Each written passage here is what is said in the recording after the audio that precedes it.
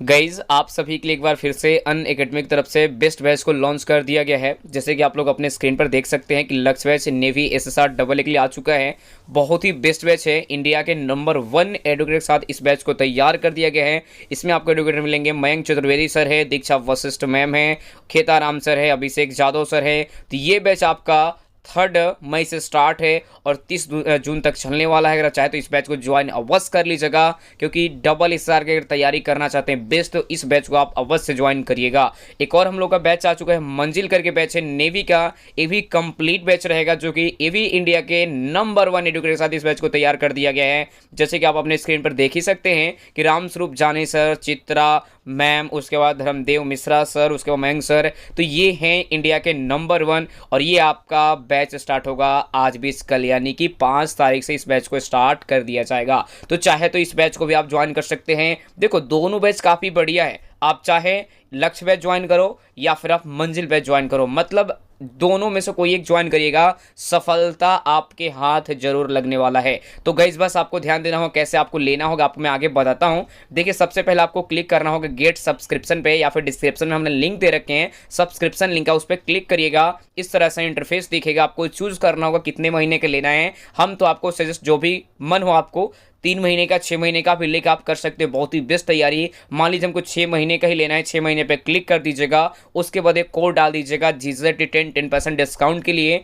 और उसके बाद आपको फाइनल प्राइस जो पड़ेगा 1 महीने का 1440, 3 महीने का 3600, 6 महीने का 5760, 12 महीने का 7200, और रिडम करिएगा तो यहाँ पे और डिस्काउंट मिल जाएगा। ठीक है, तो आप जाके आराम से ले सकते हैं और अच्छी तैयारी कर सकते हैं नेवी एसएसआर डबल ए के लिए। बहुत ही बेस्ट बैच है, आप ज्वाइन जरूर करिएगा इस बैच को, इतना मैं कहता हूं, क्योंकि अगर आपको पहली बार में सिलेक्शन लेना होगा। कैसे आप सभी लोग, आई होप कि आप सभी लोग ठीक होंगे। तो दोस्तों मैं आज आप लोगों के लिए भारत की स्थिति और विस्तार यानी जीके क्वेश्चन जो है हमारे पास सेट मैं 3 कंप्लीट कराने वाला हूँ। ठीक है, मैंने पिछले वीडियो में आपको सेट नंबर 2 कंप्लीट करा चुका हूँ और ये है आज का सेट नंबर 3। ठीक है, तो बिल्कुल वीडियो को अंत तक जरूर बने रहिएगा।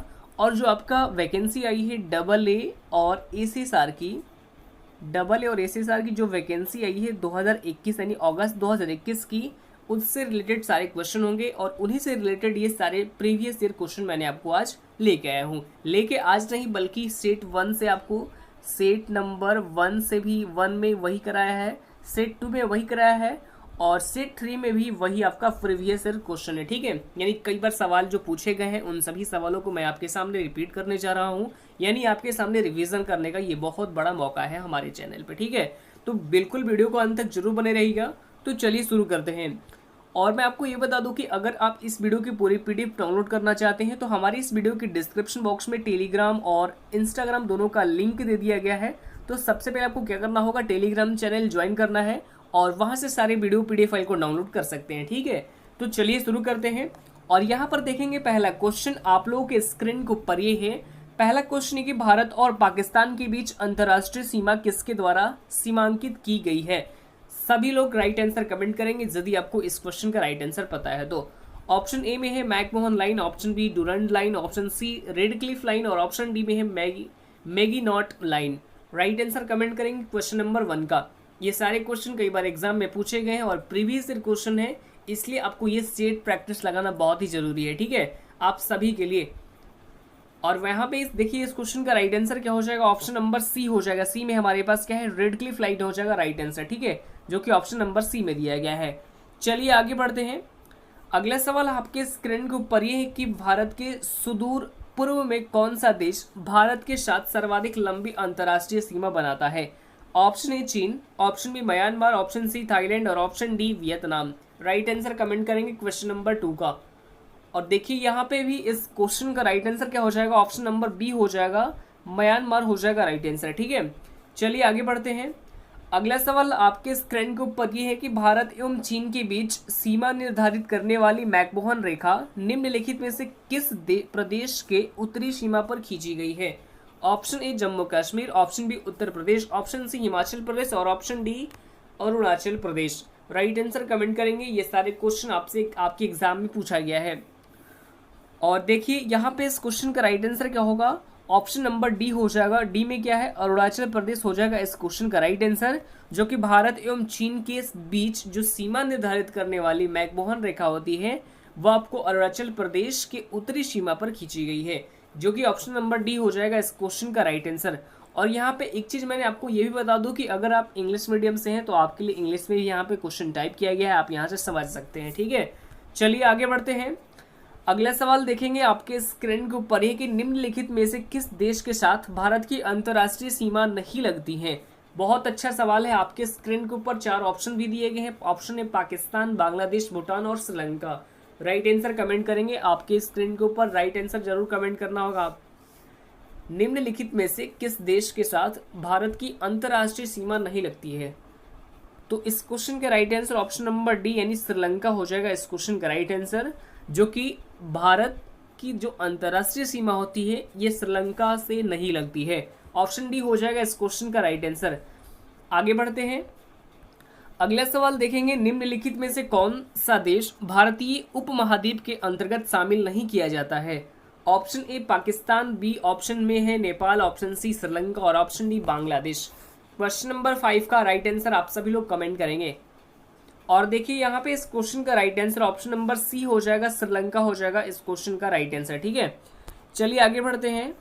अगला सवाल आपके स्क्रीन के ऊपर है कि निम्नलिखित में से किस भारतीय राज्य की समुद्र तटीय सीमा सबसे छोटी है। बहुत बार सवाल आपके एग्जाम में पूछा गया है, ज्यादातर डबल ए और एसएसआर के लिए। ठीक है, बहुत ही कंपलसरी है ये स्टेट प्रैक्टिस लगाना आपके लिए, क्योंकि जितने भी मैंने क्वेश्चन अभी लेके आए हुए सारे क्वेश्चन क्या है, प्रीवियस ईयर क्वेश्चन है, कई बार एग्जाम में पूछे जाने वाला सवाल है।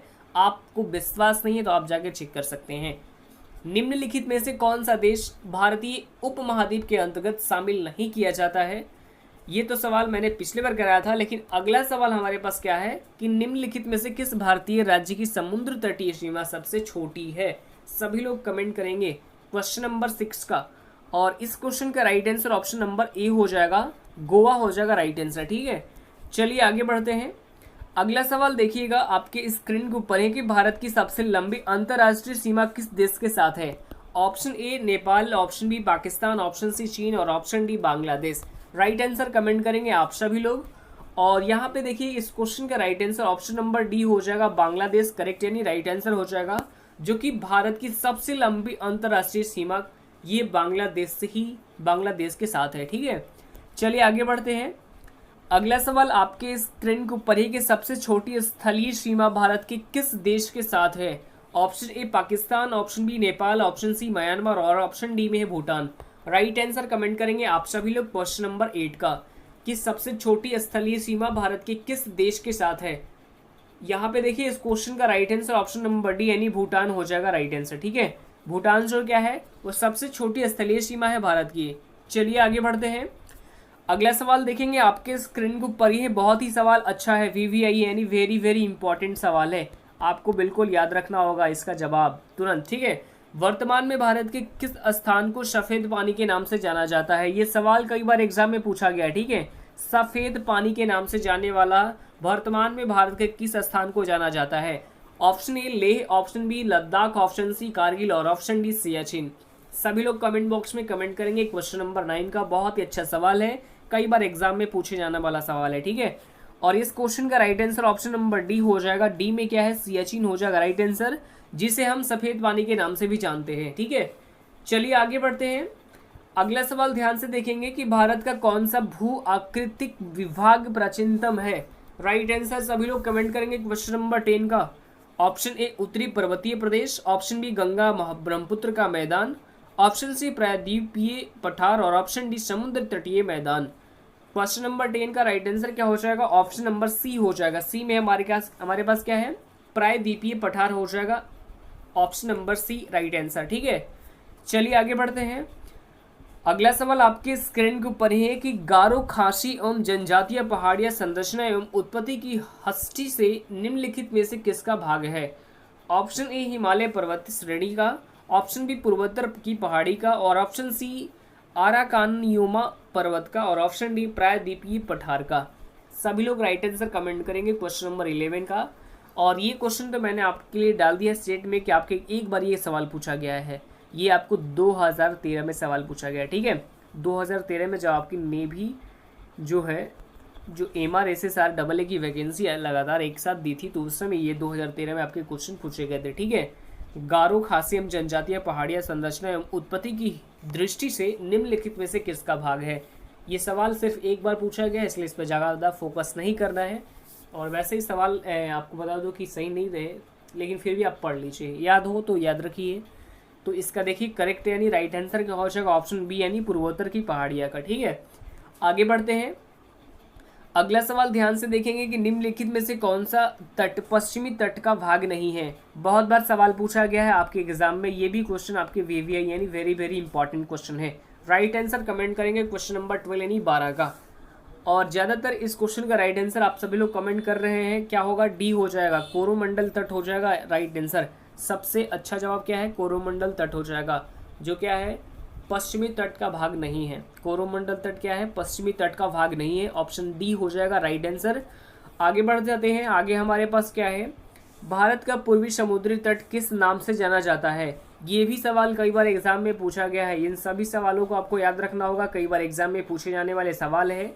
Option A Digha Ghat, option B Coromandel तट, ऑप्शन सी में है कोंकण तट और ऑप्शन डी मालाबार तट।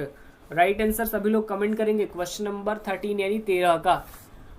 और देखिए इस क्वेश्चन का right answer option number B हो जाएगा। बी में हमारे पास क्या है, कोरोमंडल तट हो जाएगा राइट आंसर। जो भारत की पूर्वी समुद्री तट किस नाम से जाना जाता है, तो ये कोरोमंडल तट के नाम से जाना जाता है, जो कि ऑप्शन नंबर क्या हो जाएगा, बी हो जाएगा राइट आंसर। आगे बढ़ जाते हैं, अगला सवाल आपके स्क्रीन के ऊपर ये है कि कोंकण तट कहाँ से कहाँ तक विस्तृत है। ये भी सवाल पूछे जाने वाले सवाल है, ये आपको बिल्कुल, ये जितने भी मैंने सेट प्रैक्टिस करा रहे हैं उन सभी सेट प्रैक्टिस को आपको याद रखना होगा, क्योंकि जो आगामी जो आपके एग्जाम आने वाला है नेवी डबल एसएसआर का, उसमें आपको बहुत ही फायदेमंद मिलेंगे। क्योंकि जब आप प्रीवियस ईयर क्वेश्चन आप रिविजन कर लेते हैं तो आपके आने वाले एग्जाम में बहुत ईजी हो जाएगा, क्योंकि आप जैसे ही क्वेश्चन को देखेंगे तो आपके दिमाग में तुरंत आंसर पता होता है। ठीक है, चलिए यहाँ पे देखेंगे 14 नंबर क्वेश्चन का राइट आंसर कमेंट करेंगे। ऑप्शन ए गोवा से कोची, ऑप्शन बी गोवा से दीव, ऑप्शन सी गोवा से दमन और ऑप्शन डी में क्या है, गोवा से मुंबई। तो देखिए इस क्वेश्चन का right answer option number C हो जाएगा, गोवा से दमन हो जाएगा राइट आंसर। ठीक है, आगे बढ़ जाते हैं, अगला सवाल देखेंगे। अगला सवाल ये है कि लक्षद्वीप समूह के द्वीपों की उत्पत्ति निम्नलिखित में से किस प्रकार हुई है। ऑप्शन ए ज्वालामुखी उत्पत्ति से, ऑप्शन बी मृदा निक्षेपण से, ऑप्शन सी प्रवाल उत्पत्ति से और ऑप्शन डी इनमें से कोई नहीं। क्वेश्चन नंबर 15 का राइट आंसर सभी लोग कमेंट करेंगे। और वैसे इस क्वेश्चन का राइट आंसर क्या हो जाएगा, ऑप्शन नंबर सी हो जाएगा। सी में हमारे पास क्या है, प्रवाल उत्पत्ति से हो जाएगा राइट आंसर। आगे बढ़ते हैं, अगला सवाल ध्यान से देखेंगे कि भारतीय क्षेत्र में स्थित जो ज्वालामुखी द्वीप है वो क्या कहलाती है। सभी लोग कमेंट बॉक्स में कमेंट करेंगे। ऑप्शन ए कावारती एवं न्यूमूर, ऑप्शन बी में है परम्बन एवं बैरन, ऑप्शन सी बैरन एवं नारकोंडम और ऑप्शन डी में है ग्रैंड अंडमान व little Nicobar. Right answer comment करेंगे क्वेश्चन नंबर 16 यानी 16 का। और इस क्वेश्चन का right answer option number C हो जाएगा। सी में हमारे पास क्या है, बैरन एवं नारकोंडम हो जाएगा इस क्वेश्चन का राइट आंसर। आगे बढ़ते हैं, अगला सवाल ध्यान से देखेंगे कि न्यू मूर द्वीप कहाँ है। ऑप्शन अरब सागर में, ऑप्शन बी मन्नार की खाड़ी में, ऑप्शन बी सी में है बंगाल की खाड़ी में, ऑप्शन डी अंडमान सागर में। राइट आंसर कमेंट करेंगे आप सभी लोग क्वेश्चन नंबर 17 यानी 17 का। और देखिए इस क्वेश्चन का राइट आंसर ऑप्शन नंबर यहाँ पे क्या हो जाएगा, सी हो जाएगा राइट आंसर। ठीक है, सी क्या है हमारे पास, बंगाल की खाड़ी हो जाएगा राइट आंसर। जो न्यू मूर द्वीप है वो बंगाल की खाड़ी में स्थित है, ऑप्शन नंबर सी यानी राइट हो जाएगा, राइट आंसर हो जाएगा। चलिए अगला क्वेश्चन देखेंगे यहाँ पे कि निम्नलिखित में से कौन एक द्वीप है। Option A Daman, option B Diu, option C Pondicherry और ऑप्शन डी में क्या है, दादरा एवं Nagar Haveli. Right answer comment करेंगे क्वेश्चन नंबर 18 यानी 18 का। निम्नलिखित में से कौन एक द्वीप है। तो ये आपको बता दूं कि जो कि ऑप्शन नंबर बी में दिया गया है, दीव क्या है, एक तरह का द्वीप है। ठीक है, ऑप्शन बी हो जाएगा राइट आंसर। चलिए आगे बढ़ते हैं, अगला सवाल यहाँ पे ध्यान से देखेंगे कि स्वतंत्रता से पूर्व कौन सा भारतीय क्षेत्र काला पानी के नाम से जाना जाता है। मैंने अभी पिछले क्वेश्चन मैंने क्या किया था कि सफ़ेद पानी के नाम से किसे जाना जाता है, लेकिन आपके सामने एक और क्वेश्चन आ गया कि काला पानी के नाम से किसे जाना जाता है। ऑप्शन ए में है लक्षद्वीप समूह को, ऑप्शन बी अंडमान निकोबार द्वीप समूह को, ऑप्शन सी में है दीव को और ऑप्शन डी अलिया बेट व खादिया बेट को। राइट आंसर कमेंट करेंगे क्वेश्चन नंबर 19 का। और इस क्वेश्चन का right answer option number B हो जाएगा यानी अंडमान निकोबार द्वीप समूह को। ठीक है, right answer option number B हो जाएगा। काला पानी के नाम से किसे जाना जाता है? तो अंडमान निकोबार द्वीप समूह को जाना जाता है। आगे बढ़ते हैं, अगला सवाल ध्यान से देखेंगे और ये है आज का लास्ट क्वेश्चन। सवाल ये है कि लक्षद्वीप समूह स्थित है, जो लक्षद्वीप समूह है कहाँ स्थित है? सभी लोग राइट आंसर कमेंट करेंगे। ये सवाल तो आप सभी को पता होगा और ये कहाँ पर स्थित है? तो ये अरब सागर में स्थित है। ऑप्शन नंबर ए हो जाएगा इस क्वेश्चन का राइट आंसर। ठीक है, तो आज के लिए इतना ही। और अगर आपको ये वीडियो अच्छा लगा तो वीडियो को लाइक कीजिए, कमेंट कीजिए और अपने स्टडी ग्रुप में एटलीस्ट एक शेयर भी कर दीजिए। ठीक है, तो आज के लिए इतना ही, फिर मिलते हैं नेक्स्ट वीडियो में। धन्यवाद।